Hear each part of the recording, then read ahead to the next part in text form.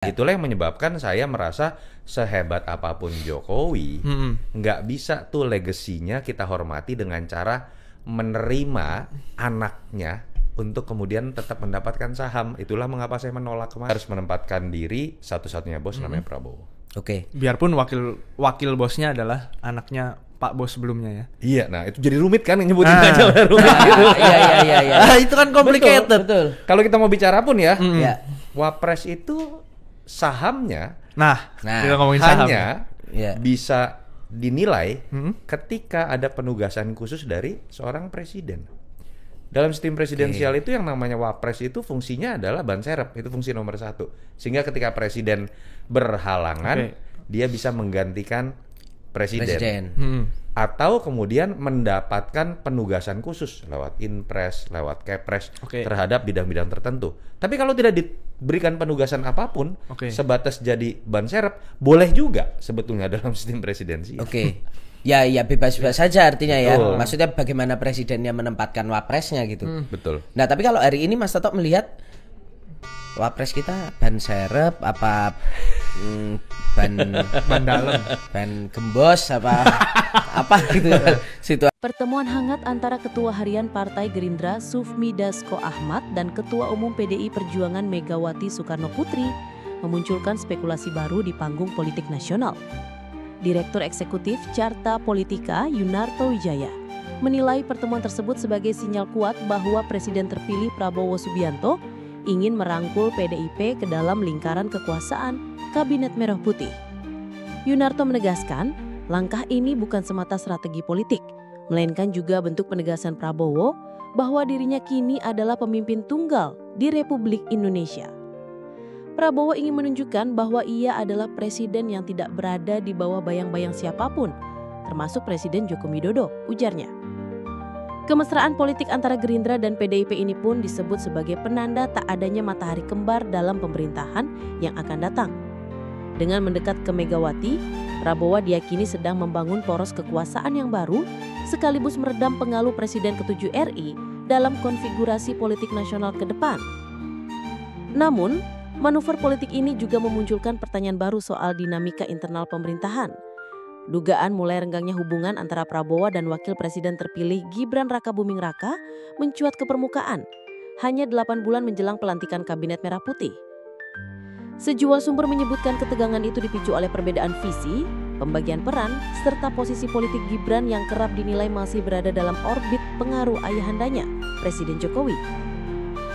Kini publik menanti, apakah PDIP akan benar-benar bergabung ke dalam koalisi pemerintahan dan sejauh mana Prabowo mampu menjaga stabilitas internal di tengah dinamika kekuasaan yang mulai menunjukkan riak-riaknya. Mari kita simak perbincangannya yang ada dalam acara Gaspol Kompas TV.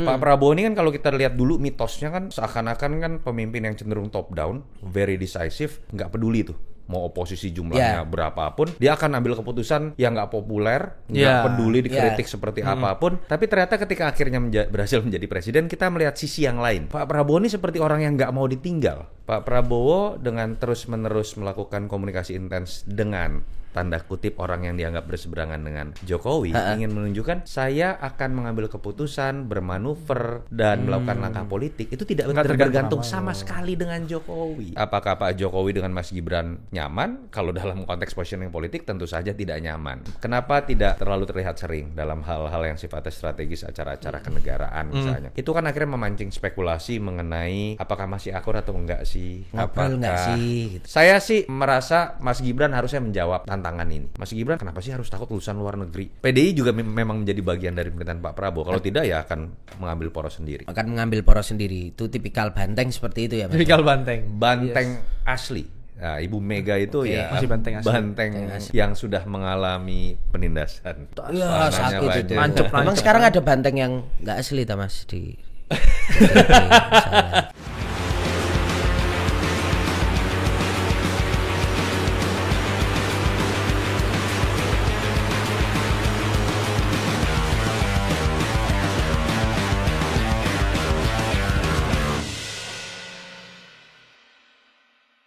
Sahabat Kompas.com, bertemu lagi bersama saya Tatang Gurito. Saya Vittorio. Di acara Kelas Wet Kompas.com, Gaspol, ngobrol gas pasti. Gaspol. Wes, tepuk tangan dong.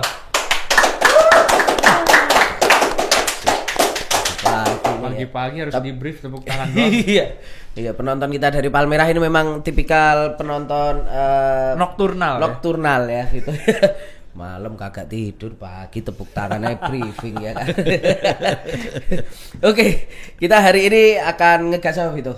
Kita akan ngegas politik langitan. Wis. Politik langitan, bre. Tiba-tiba ada yang ketemu diam-diam lagi. Diam-diam lagi tapi diposting. Ya, itulah tipikal Instagram Don Dasko. Yes. Iya, itu. Itu pertemuan dengan Bu Mega ya. Benar. Kita lihat kemarin hari Kamis Pak Dasko ketemu dengan Bu Mega. Ada Mbak Puan juga? Mbak Puan, Yes. ada Pak Yasona, ada Prasetyo Hadi. Iya. Nah, itu menarik juga untuk kita bahas bersama Direktur Eksekutif Carta Politika Yunarto Wijaya, Mas Toto. Halo, selamat apa nih? Selamat pagi. Selamat Lebaran dong. Selamat Lebaran. Selamat Lebaran Haji. Lebaran Haji. Urusan Mas sekarang, Mas. Tadi kan udah dibahas bocorannya. Yang pasti bukan karena stres politik. Asik. Malah lagi menikmati politik. Karena menikmati politik jadi banyak olahraga. Oke. Nggak sesetres sebelumnya. Nah, menikmati politiknya Solo apa Jakarta Mas? Yang jelas sudah lama ke Solo. Apa banget Agak sih lama kayak- sih itu ya. Apa banget ya. Nah, berarti dinamika politik sekarang enak dinikmatin berarti maksudnya ya? Buat pengamat, Eh. buat warga nggak enak. Buat pengamat enak. Buat pengamat banyak analisis, Elaborasi dong. banyak spekulasi, banyak hipotesa, artinya kan banyak kerjaan, banyak diundang. Lah ini pagi-pagi udah diundang. Oh, kan. iya. Jadwal padat. Buat warga jujur mungkin agak mumet ya bagaimana menerjemahkan apa yang sedang terjadi, istilah-istilah yang sebenarnya kan nggak terlalu enak ya, matahari kembar lah, cawe-cawe lah, pemakzulan lah. Padahal harusnya masih bisa dikategorikan bulan madu nih rezim. Iya. Nah itu yang menarik, yang berbeda dengan masa-masa rezim sebelumnya ketika baru dilantik. Oh. Jadi Jadi sebelumnya bulan madu tuh. ya, Bulan madu. kalau rezim sebelumnya berarti di berapa ini Mas? 7 bulan awal itu justru masih bulan madu tuh. Iya dong, orang kan kalau kawin masih mesra-mesranya. Ini baru kawin 6 bulan, katakanlah baru dilantik, udah gosipnya banyak setengah mati. Biarpun hidup Jokowi itu bukan bulan madu tuh ya. Iya. Nah, kita bahas dulu aja di sini ya kan. Langsung ngegas dia. Langsung ngegas ya. Saya morning person soalnya, Mas. Tapi saya tadi penasaran deh. Oke. Saya pikir istilah Don itu Don Vito kalau zaman dulu ya. Ada Ya. istilah Don Vito Corleone. Iya kan. Ternyata kalau di Indonesia Don Dasko ya. Don Ganti Dasko. pemain. tuh. Makanya nanti harus dijelaskan maksud Don itu apa. Itu nanti episode yang lain ya, Part kita membahas soal Don Dasko Iya. ya. Paling paten ini di Republik ya. Oke, Mas. Gimana publik membaca pertemuan antara Ya. Pak Dasko dengan Bu Mega? Karena kita tahu kan sebenarnya Pak Kok Dasko Pak bukan Don? ya Don Dasko Oke. boleh lah ya. Dengan Don Dasko tadi. Karena Don ini kan memang kita tahu bahwa ini dalam pergaulan Lobis ulung. lobis ulung Ya. dan dalam pergaulan saya dengan para politisi ini disebut politisi paling paten ini di tanah air ini. Mantap. Nah, tambah memang kemarin Mr. Dasko ini mengatakan bahwa membawa pesan Ya. dari Pak Prabowo, dan Bu Mega juga titip pesan ke Pak Prabowo juga, tapi pesannya rahasia gitu, nggak di-share ke teman-teman jurnalis. Gimana kita membaca pertemuan ini nih, Mas? Ya sebetulnya kan pertemuan kesekian kali ya. Ada beberapa penghubungnya Ibu Mega dan Pak Prabowo, kan ada Ahmad Muzani, ada Ya. Don Dasko, kemarin dengan Mensesnek juga. Kadang-kadang ada yang menyebutkan Didit juga bisa kemudian jadi penghubung. Artinya sebenarnya bisa disimpulkan memang dari awal tidak pernah ada masalah apa-apa kalau konteks hubungan pribadi antara Ibu Mega dengan Pak Prabowo. Apalagi ditambah kalau kita lihat ternyata gaya berpolitik Pak Prabowo memang pengen ngerangkul semua gitu kan. Terlepas buat saya dalam demokrasi harusnya nggak seperti itu. Yeah. Tapi ternyata Pak Prabowo memang benar-benar pengen zero enemy, kalau bisa koalisi semuanya masuk. Dan kita kan juga tahu problem itu adanya bukan antara presiden dengan PDI Perjuangan, tapi antara PDI Perjuangan dengan mantan kadernya Oke. yang kebetulan menjadi wakil presiden, yang kebetulan mantan presiden misalnya kan, dan disitulah orang kemudian bertanya-tanya ketika masih ada Mas Gibran, apakah berarti PDI Perjuangan akan terus menjadi oposisi atau tidak? Nah itu yang menurut saya kemudian orang berspekulasi setiap pertemuan, apakah kemudian Pak Prabowo dengan Pak Jokowi udah renggang nih. Apakah kemudian Mas Gibran bener-bener dikotakin nih? Kira-kira kan bahasa netizen kan seperti itu. Saya sih masih coba melihatnya positive thinking deh. Dalam konteks Pak Prabowo coba jembatani, kan tidak mudah juga memposisikan wapres dalam dikotakan atau kemudian istilah forum purnawirawan dimakzulkan. Dalam sistem presidensial itu pemakzulan sulit terjadi, kecuali ada kondisi yang luar biasa, pelanggaran pidana berat, perbuatan tercela dan lain-lain. Jadi saya sih masih mencoba melihat bahwa ini upaya betul dari Pak Prabowo untuk mencoba mengajak PDI Perjuangan untuk lebih merapat, akan tetapi dalam konteks harmonisasi, bukan dalam konteks zero sum game lah, menggeser posisi Pak Jokowi dan lain-lain. Tapi ini kan kalau baca dari si Pak Prabowo-nya ya, kalau ditanya dan kita berspekulasi apakah Pak Jokowi dengan Mas Gibran nyaman, kalau dalam konteks positioning politik tentu saja tidak nyaman. Itulah yang membuat kenapa jadi menarik kalau kita coba kaitkan kok dalam momen yang bersamaan, dalam konteks spekulasi kemungkinan PDI Perjuangan terbuka untuk merapat, kok Pak Jokowi namanya digadang-gadang nih jadi ketua umum PSI. Artinya kan kalau mau disimpulkan ya, paling tidak dari si Pak Jokowi mungkin menyadari bahwa dia harus punya kekuatan politik yang konkret, nggak bisa nama besar lagi. Atau spekulasi bahwa negara ini masih dikuasai oleh selain Prabowo masih ada bayang-bayang Jokowi. Dia harus punya kekuatan politik konkret menjadi ketua umum, sehingga kemudian ya bisa dikatakan posisi politiknya aman bersama dengan keluarganya. Spekulasi seperti itu. Tapi pertanyaannya adalah kenapa selain ya kita tahu PDIP menguasai berapa persen? 16-17%? Sekitar 16%. Sekitar 16% ya kan di parlemen. Tapi kan sisanya kan sudah koalisi Pak Prabowo. Kenapa mendekati Megawati itu menjadi sesuatu yang masih penting untuk Pak Prabowo? Iya, memang jadi unik ya. Pak Prabowo ini kan kalau kita lihat dulu mitosnya kan seakan-akan kan pemimpin yang cenderung top down, very decisive, nggak peduli tuh mau oposisi jumlahnya berapapun, dia akan ambil keputusan yang nggak populer, nggak peduli dikritik seperti apapun. Tapi ternyata ketika akhirnya berhasil menjadi presiden, kita melihat sisi yang lain. Pak Prabowo ini seperti orang yang nggak mau ditinggal. Pak Prabowo ini seperti ingin semuanya jadi teman. Pak Prabowo ini takut untuk ditinggal. Itu yang menyebabkan kemudian kan buah dari keputusan politiknya adalah kabinet yang sangat gemuk, koalisi yang sangat gemuk. Bahkan ketika ada orang dalam lingkaran istana sudah mengundurkan diri, dia tarik kembali. Ada, tahulah kita mau siapa resign ya. tapi malah boleh, ditarik kembali. Ada nuansa takut untuk ditinggal, sehingga kemudian banyak spekulasi muncul. Pak Prabowo ini jangan-jangan KPI paling utama ketika akan melakukan reshuffle atau mengangkat anggota kabinet baru, itu bukan KPI terkait dengan kinerja, tapi siapa yang loyal dan dekat dengan saya. Nah, dalam konteks itu kita nggak kaget kalau kemudian melihat Pak Prabowo, lu udah 84%, kenapa sih masih lu tarik lagi yang namanya PDI Perjuangan? Saya pikir itu bagian dari bagaimana kepuasan seorang Prabowo untuk kemudian bisa merangkul semuanya. Untuk kemudian, apalagi kalau kita bicara Ibu Mega. Ibu Mega ini kan bukan sekedar sebuah kekuatan politik sama seperti kita tempatkan Bahlil, ketua Golkar, Zul, ketua PAN, Caimin, ketua dari PKB. Enggak, Bu Mega tuh punya hubungan personal yang sangat baik, ya katakanlah sama-sama bangsawan politik darah biru dari zaman Bung Karno gitu ya. Jadi menurut saya ada hal yang bisa jadi kepuasan batin yang sifatnya lebih dari sekedar politik kalau kemudian masukkan Ibu Mega. Itu kalau analisisnya secara idiosinkretik pendekatan psikologis Pak Prabowo. Tapi kalau pendekatannya politik, apa yang terjadi sekarang ya menurut saya dengan isu tarik ulur dengan PDI Perjuangan, lalu kemudian orang terus bertanya-tanya apakah PDI Perjuangan akan masuk atau tidak, harmonis atau tidak dengan Ibu Mega.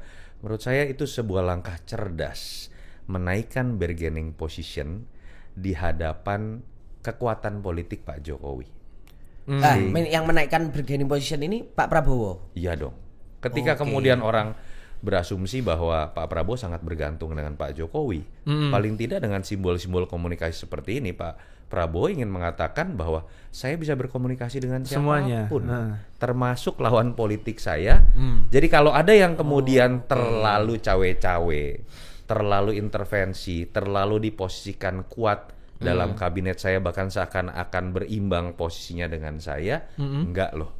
Saya bisa mengambil keputusan politik apapun, bahkan ketika harus merangkul kekuatan politik yang bermusuhan misalnya dengan Pak Jokowi sekali. Artinya Pak Prabowo justru di satu posisi kayak